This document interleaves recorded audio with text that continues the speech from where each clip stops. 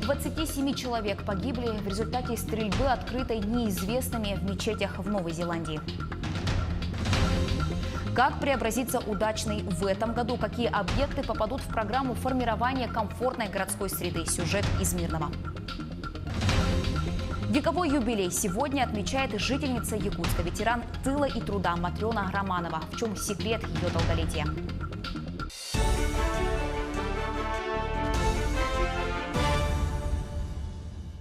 Это новости в прямом эфире, в студии Анастасия Кобызева. Здравствуйте. Не менее 27 человек погибли в результате стрельбы, открытой неизвестными в мечетях Аль-Нур и Линвуд-Массаджид в городе Крайстчерч в Новой Зеландии. Полиция подтвердила задержание одного из стрелков. Напомним, сегодня вооруженные люди вошли в мечети, расположенные по соседству сразу после дневной молитвы, и заблокировали входные двери. Свидетели сообщают, что на момент захвата в мечетях оставались около 200 и 300 человек соответственно, после чего раздались выстрелы. К другим темам президент России Владимир Путин призвал вернуться к ставке по ипотечным кредитам 8% и ниже. Также необходимо обратить внимание на взаимодействие банков с компаниями-застройщиками. Путин отметил, что сейчас растут объемы жилищного строительства, однако иногда даже добросовестные застройщики попадают в сложную ситуацию. Здесь не должны страдать граждане. Риски в значительной степени предложено переложить на банки. И еще одна сфера, о которой хотел бы сказать отдельно. С 1 июля должна заработать безопасная для граждан схема финансирования жилищного строительства с использованием так называемых счетов эскроу. То есть деньги граждан будут поступать не застройщику непосредственно, как прежде, а на специальный счет в банк и списываться с него только в обмен на готовое жилье. Таким образом, строительным компаниям потребуется в гораздо больших объемах привлекать банковские кредиты, использовать механизмы проектного финансирования. Мы все понимаем, что это новый для отрасли инструмент. И мы все вместе должны наладить работу так, чтобы не снижать, а последовательно наращивать темпы строительства жилья. Конечно, уже по новым принципам финансирования. Строители довели железнодорожные рельсы до середины Крымского моста на острове Тузла и уже готовы 19 из 38 километров двухпутевой железной дороги через Керченский пролив. Работы идут по мере завершения пролетов моста. В августе месяце планируется завершить укладку рельсов, а первый вагон сможет поехать уже в декабре этого года. После открытия железнодорожного движения судоходная часть моста будет раскрашена в цвет триколора. Автодорожная арка в синей, железнодорожная в красной, а на опорах пролетов разместятся белые диоиды. На территории Мирнинского района зарегистрирован рост убийств, краж, а также преступлений, совершенных женщинами и иностранными гражданами. Существенно возросло количество зарегистрированных тяжких и особо тяжких преступлений, в том числе против жизни и здоровья. В ходе профилактических мероприятий выявлено 678 правонарушений. В целях недопущения роста особо тяжких преступлений, совершенных в быту и на почве распития алкоголя, проводится оперативно-профилактическая операция. В рамках операции сотрудники полиции в период с 11 по 17 марта проводят проверку мест массового скопления молодежи, неблагополучных семей и лиц, состоящих на профилактических учетах. На сегодняшний день на территории Мирнинского района зарегистрировано 143 неблагополучные семьи. С каждой из них проводятся профилактические мероприятия, проводятся встречи. Стараемся еженедельно посещать каждую семью, проверять их досуг, занятость детей, родителей, состояние бытовых условий. Ну и в случае нарушения собираются материалы административные, которые передаются в комиссию по делам несовершеннолетних. В России разрабатывают ГОСТ, который полностью запретит антибиотики в сырье и готовой молочной продукции. Также планируется создать экспресс-методы их определения. Технический комитет 16 апреля рассмотрит первый проект нового стандарта для молочной индустрии. Употребляя продукцию с антибиотиками, человек привыкает к ним. И если эти лекарства потребуются ему в период болезни, то они не сработают. Антибиотики используются при лечении животных, однако в этот период молоко утилизируется и не поступает в переработку.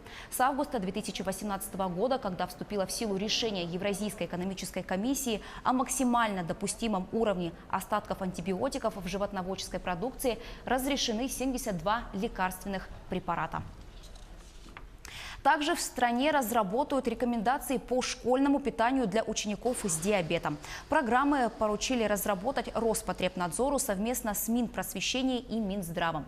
Доклад о результатах своей работы ведомства должны предоставить в правительство до 1 августа. Добавлю, ранее ученые пришли к выводу, что диабет второго типа можно победить специальной диетой. Она включает в себя всего 800 калорий в сутки. Третий год в Удачном успешно реализуется федеральная программа формирования комфортной городской среды. За эти годы облагородили 5 домовых территорий и сквер возле храма. В обновлении города учитывают мнение самих горожан. Какие объекты Удачного в плане на этот год, расскажет Злата Курбанова. Заменить старый фонтан, установить амфитеатр, современную игровую площадку и оформить красиво торговые точки города. Проект «Три площади» был предложен архитекторами из города Якутска на суд жителям Удачного. Он включает благоустройство детской площадки, Центральной и Комсомольской площадей. Эти все 3 площади, которые существуют, они очень старого образца. Даже вот если взять нашу детскую площадку, там у нас стоят малоархитектурные формы старого исполнения. Конечно, качество у них, не скажу, что плохое, но в целом уже эта тема не актуальна. Благоустройство этих территорий выполняет проектная организация ООО «Восток». Сегодня они предоставили свои наработки.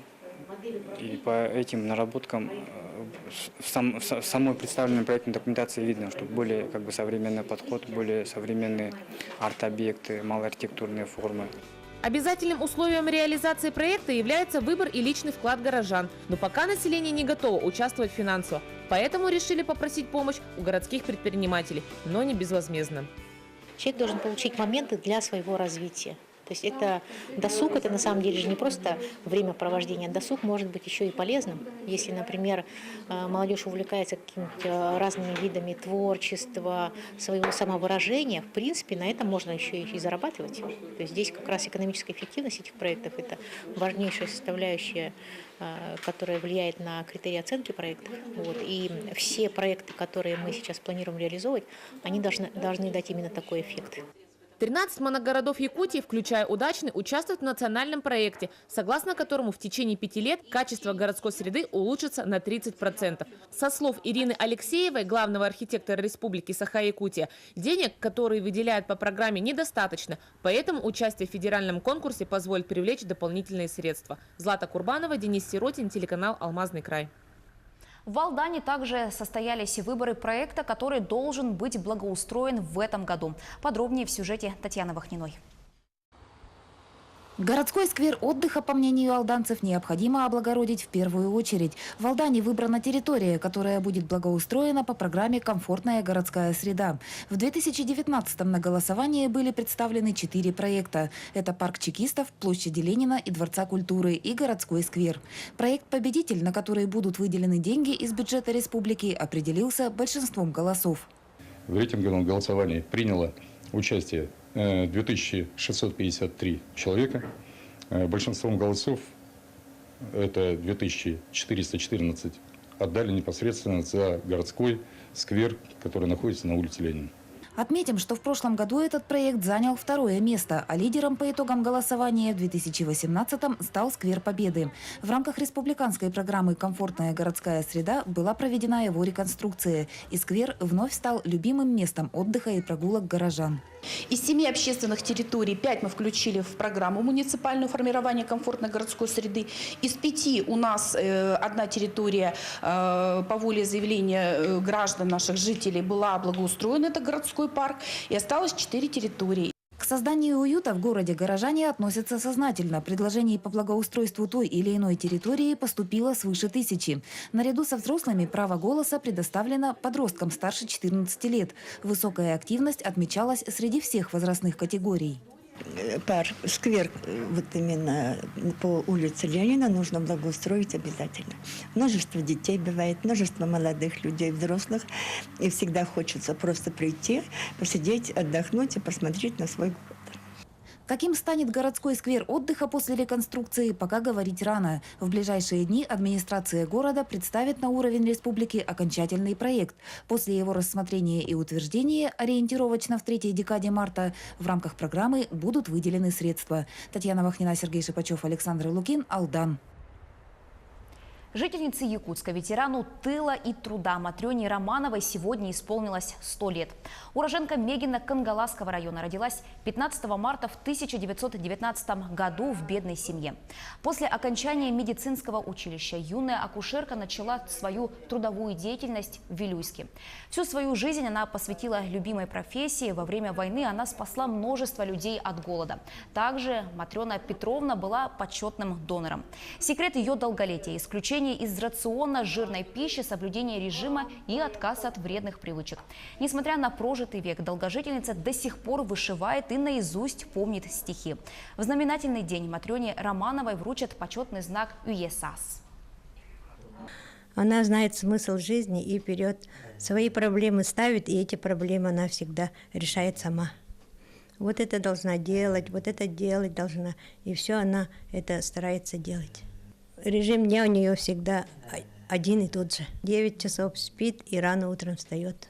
Что-то пишет, что-то она учит, стихи учит. МЧС рекомендует любителям подледной рыбалки придерживаться правил безопасности. Следует помнить, что безопасным для перехода является прозрачный лед с зеленоватым или голубоватым оттенками и толщиной не менее 7-10 сантиметров для одного человека. При переходе по льду группами необходимо следовать друг за другом на расстоянии 5-6 метров. Безопасная толщина льда для проезда автотранспорта должна составлять не менее 30 сантиметров.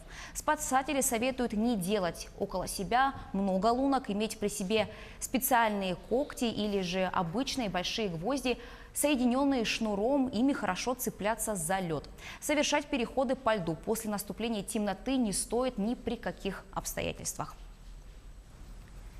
К этому часу у меня вся информация. Еще больше новостей на наших официальных сайтах як24.ru и nvk-online.ru. Оставайтесь с нами.